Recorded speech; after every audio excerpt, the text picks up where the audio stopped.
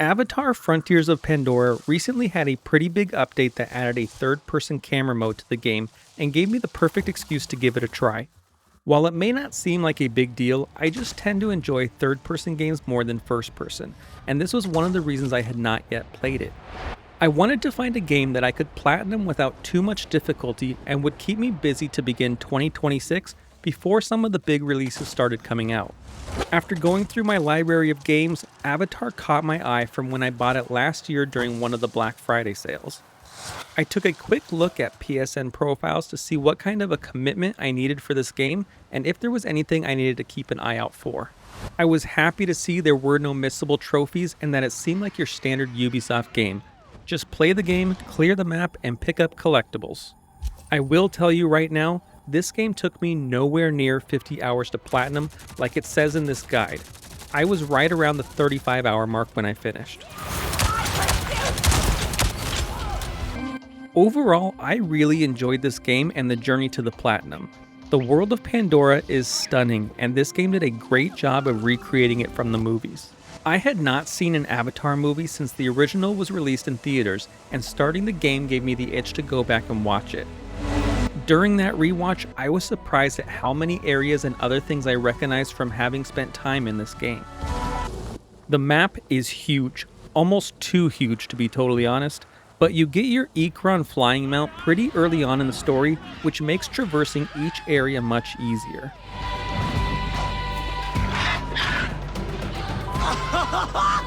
Yes! We did it, girl! You did it! The combat in Avatar ranges from being easy to downright brutal.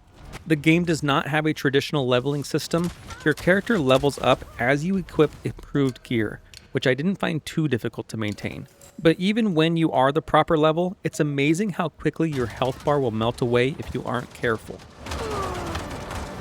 You get access to several weapons over the course of the story, but I found myself sticking with the same 4 throughout my playthrough. The longbow was my favorite.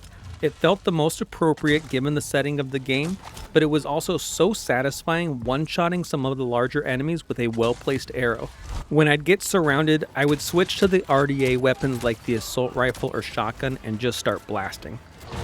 Most of the weapons have alternative ammo types, which I'm sure would have made some of the combat sections much easier, but I wouldn't know because I didn't use them a single time. Show is over. The story of this game isn't anything to write home about, but it's pretty par for the course in terms of the Avatar franchise. You play as a Na'vi who was taken by the RDA after they essentially wiped out your clan. You work together with a small outfit of RDA resistance members to take down the larger military corporation by building trust with other Na'vi tribes and teaming up to destroy the military bases and outposts across the world. Some tips I have to make this journey a little easier if you're attempting the platinum for yourself. First, make it a point to visit any small Na'vi camp you come across on your map. This will make them available as fast travel points and will let you check their clan contribution request that is needed for one of the grindier trophies. The same goes for field labs. Checking these out and turning the power on creates fast travel points. These locations also have materials, equipment, and other collectibles needed for trophies. Second, when checking those clan contributions at the Na'vi camps, if you have the item in your stash or inventory, turn it in right away. This helped me chip away rather than saving it all for the end. Yes. Third, spend your Na'vi reputation and use spare parts on equipment and weapons to keep your level up. Na'vi reputation can be used at the major Na'vi locations in each of the 3 areas of the map, and spare parts can be spent at your Resistance HQ. I was able to keep my level current without having to spend much time gathering materials to craft with. Finally, as soon as you get to the Clouded Forest, go and grab the Tarsiu flower to remove the energy cost for fast travel. With all that being said, let's invert our y-axis and take a look at the path to the platinum for Avatar Frontiers of Pandora.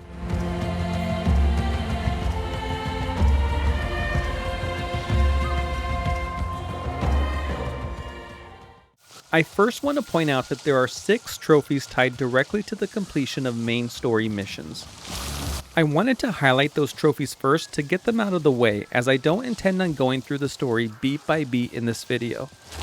While I did make the story missions my priority when playing, I found myself clearing a lot of the map along the way to make progress towards other trophy-related tasks and to keep my gear and weapons at a decent level. I earned the final story-related trophy at the 23-hour mark, and it took me roughly 12 more hours of cleanup to finish this one off. Throughout the game, you will learn crafting designs for weapons and equipment. Some will be rewarded through missions, while others you can get for free from the different reputation vendors. Crafting one superior or exquisite rarity piece of equipment will unlock the Apprentice Crafter trophy. I think my craftsmanship... There is a section in the Skills tab for Ancestor Skills, which are special abilities unlocked by connecting with larger Tarsiu flowers across the map. The third one you interact with to unlock one of these skills will unlock the Talk to the Ancestors trophy.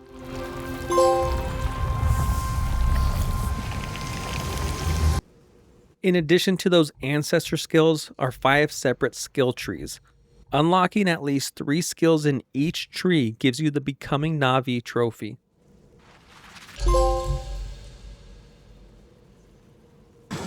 Bell sprigs are these small sprouting trees you will find all over the map that provide a permanent boost to your health each time you interact with one. There are 160 of these across the map, so you should have no trouble finding 20 of them for the trophy Full Bloom. But I'll see you soon. The trophy Cooking Pot Pro is unlocked after learning 3 recipes for specialty dishes. You do not need to go out of your way to find these, as you'll add to your recipe book by completing main and side quests or by looting random baskets out in the world. You'll be spending a lot of time using your Navi senses to get more information about the world around you. One thing it allows you to do is inspect gatherable plants with materials for cooking or crafting and add them to your hunter's guide. You'll get additional entries when completing missions as well. Adding 30 of these to your guide is all you need for the trophy Great Gatherer, which will likely come naturally just from playing through the game. To go along with that, you will also be adding entries to your hunter's guide for gatherable wildlife as you inspect the different animals using your Navi senses. Just like the plants, many of these entries will be added to your guide through missions. Your 20th entry will unlock the Wildlife Expert trophy. I hope everyone has returned for the night. Once you unlock all skills in a single tree, you will have a mission added to your log to complete a final challenge.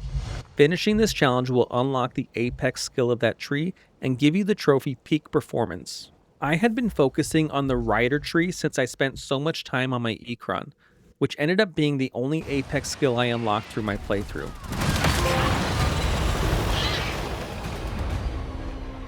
There are 19 RDA outposts across the map, which are considered medium-sized bases that you have to take down through a series of objectives.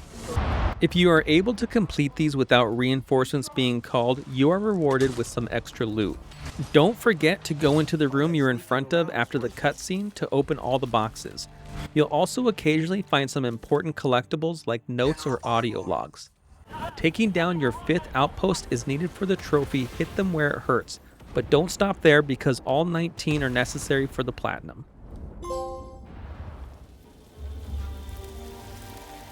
It was at this point in the game that I had completed the main story and was officially in the post-game for cleanup. Up until now, I had not been following any guides and was just playing through the game that felt most natural to me. I took a quick look online to see what trophies I still had outstanding and what progress I had made towards earning them. After looking at the list, I was surprised in both good and bad ways. The big one that stood out to me was for reaching an air quality level of 100%, where I was only at 56%. This is improved by taking down RDA bases and outposts, so despite having cleared everyone I had come across, I was only about halfway done. 2 of the remaining trophies were tied to completing specific quest lines, which included the clan contributions I've mentioned previously. Another trophy was for hunting a specific animal that I had to locate one of only 4 that were on the map. I was relieved to see there were a few collectible trophies that I was very close to unlocking. I was already at 18 of 20 Terrasu saplings, 9 of 10 RDA installations, and 7 of 11 Bladewing moth nests. There were another few that I was about halfway done with. Of the 30 audio logs I needed, I was at 23. For notes, I had 20 where I also needed to get to 30.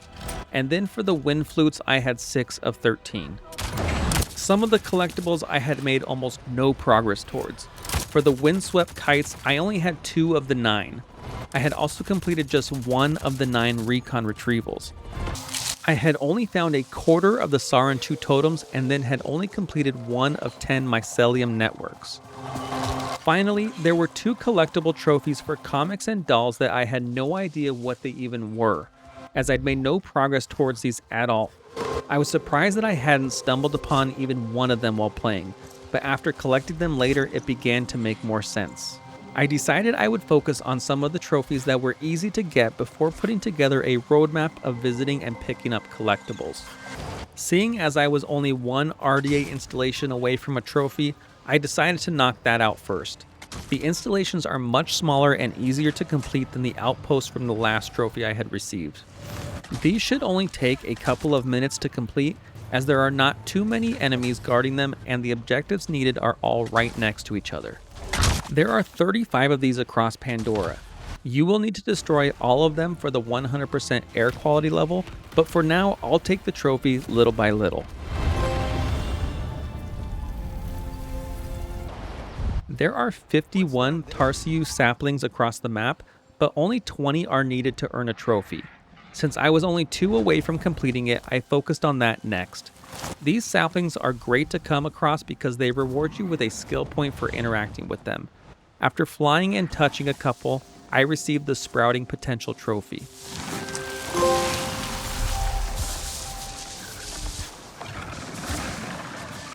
I went back to Home Tree, the main Navi base from the first area, to finish up the Steady Wings side quest.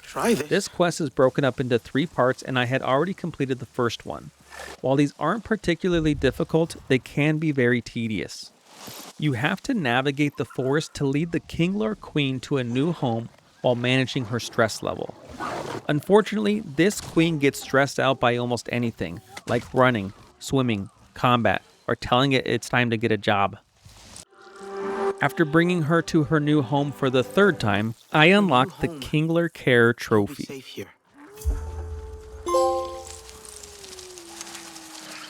There are 4 specific spots on the map where you can find a non-feral Thanator. I knew I was getting close to one when my screen started getting a white border and I could hear a heartbeat getting louder. I was confronted by a large Thanator, which thankfully I was able to take down quickly with my longbow for the trophy No Easy Prey. There are 9 budding watchers across the Clouded Forest region that are these large purple mushrooms with loot underneath them.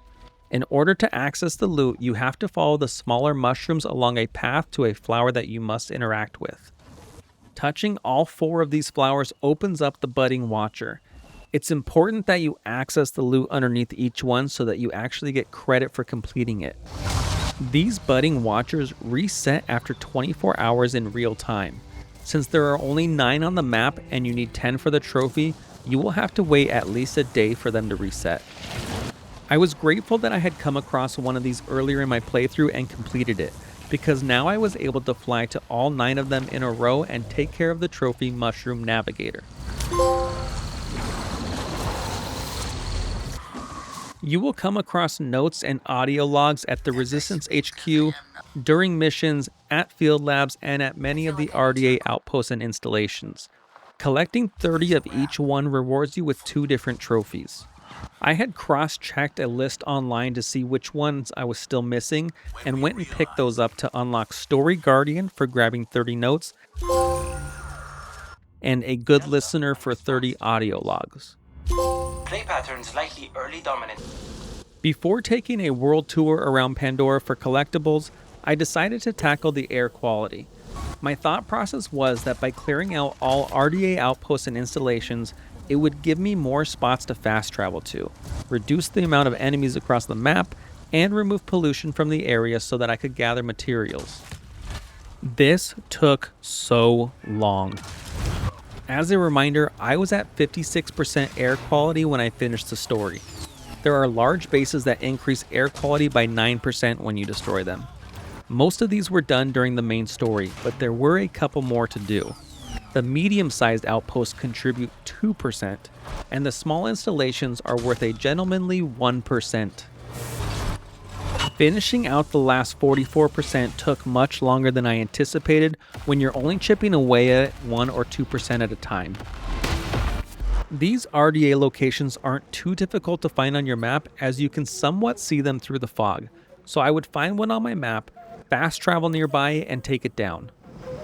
It started getting harder and harder to locate the remaining targets, so each time I thought I had found the last one, completed it, and did not hear that sweet trophy sound, I would exhale sharply from my nose and go back to the map to find what else I was missing. I eventually did find the last one and earned the Reclaim Pandora trophy for taking it down, which you can hear the relief in my voice as it pops. Oh my god, finally. That left me with only collectibles and community contributions remaining. I pulled up the map genie for Pandora and filtered down to just the items I needed for trophies. As you can see here, I had a lot of ground to cover. Map Genie was such a great tool to have and helped me keep track of what I had left to do. I'll link it down in the description of this video if you're interested in using it yourself. I decided to start in the northeast corner and work my way around. The windswept kites are all close to each other, so it was easy to get the remaining 7 that I had outstanding. Grabbing the 9th and final kite while on the back of my Ecron gave me the trophy Tethered Kites. I think that's all the kites. Hopefully this brings Fatzat some peace. The next collectible I wrapped up were the wind flutes that can be found across the Upper Plains region. There are 13 of these in the open world that you need to complete, in addition to the 4 that were done during a main story mission. Even though it says you have to tune them, all you do is interact with the lever and start moving the left stick in a clockwise motion until it stops. I tuned my last flute for the trophy In Harmony. Interacting with the Bladewing moths makes a small group of them come out that you have to follow them to their nest. If they get too far away or you lose track of them, they will reset and you must interact with their tree again to start the activity. I found it easier to follow them on foot as your Ecron either moves too fast or too slow. However, there are a couple of these that were much easier to do while mounted because they moved quickly. Getting the 11th and final Bladewing moth nest was enough for the trophy Fleet-footed. Sarentu totems are spread out across the map and ask you to follow a series of arrows to a marked area where you can observe the totem from a specific angle. While some of these were easy and straightforward, I got lost trying to find the next step in others. Sometimes the next marker would blend in a little too well with its surroundings and I would miss it completely. I did start to get a feel for these observation locations and was able to successfully guess where I had to be and just skip the puzzle portion. Observing my 12th totem popped the Visions of Ancestors trophy. These rocks floating in the sky. As I started picking up the windswept dolls, I could easily see now why I had not found any of them while playing through the game. These things are tiny and are not marked on your map like other collectibles are when you get close enough to them. Even following a guide to tell me exactly where they were, I still sometimes struggled to locate them. Thankfully, there were only 9 of them, so after picking up the last one, I was awarded the Doll Collector trophy. I think that's the last puppet. Nomtet will be pleased. I had found one of the recon retrieval side activities early on in the game, and didn't see one again until I was going through this process of cleaning up the map. I'll be honest, these things suck. You start by scanning a main receiver in a computer terminal, then locate and scan the 3 antennae nearby to complete the activity. I must have missed whatever the trick was to doing them because I could not find these antennae to save my life on many of these. I had to resort to video walkthroughs for several of these after spending 15 minutes searching the area on my own. I'm glad there were only 9 of these because I don't think my sanity could have handled more, but it was worth it for that sweet trophy sound for data retriever. Alex, I've rebooted all the data collectors. Collecting all treasure hunt comics was the last collectible I needed.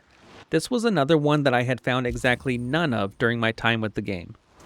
But after hunting them down during this process, I can see why. The field labs across the map would sometimes have a terminal you could interact with that would give you parts of the Finding Home exploration quests. There are 10 of these quests, and they would point you to the general area and give a screenshot of where you could find an RDA trailer with the comic book inside. This was another collectible I struggled with even with the guide. The trailers were often overgrown with plants and would be camouflaged by their surroundings. I kept flying or running right by them without realizing it. Completing all 10 of these quests will prompt a call giving you the location of the 11th and final comic book. Heading to the very southeastern portion of the map and grabbing that comic book unlocked the Father and Son in the Stars trophy. Priya? There's no one here, but I found one more comic page. That left me with one final trophy between me and the Platinum, and that was for completing Part 3 of the Community Contribution side quests in each region. I was very thankful to my past self for taking care of these as I came across them, because I didn't have too many remaining to finish off these quest lines. If you had been gathering items and looting material baskets anytime you came across them, you'll be surprised how many of these contribution items you likely already have. Additionally, a lot of the materials being asked for can be obtained with Navi reputation at the different vendors, so be sure to check out their available items and look for the quest marker on them. There are far more Navi camps with requests than required for these missions, so pick and choose which ones you think will be the easiest to complete. After making the final contribution for Part 3, you will need to fast travel to the main camp in each region to turn it in. After my final contribution in the Upper Plains region, I fast traveled to the circle and patiently followed Kin here until I could interact with him. Talking with him completed the quest, granting me the one with the clan's trophy, and finally, the Platinum, Song of the Sarentu. How many more need to see their nearest? I had a lot of fun with this game, and was glad I put the time in to go through this journey. I do recommend it to anyone who has a remote interest in the world of Avatar, or if the gameplay loop looks interesting. It is a very traditional Ubisoft game, but I've been a fan of many of their franchises for years, so this was an easy one for me to get into. I hope you enjoyed this video, and I look forward to having you back for my next Platinum trophy. Let me know in the comments below what you thought of the game and if you've had a chance to try it. If you would like to see more content like this in the future, please consider liking this video and subscribing to the channel.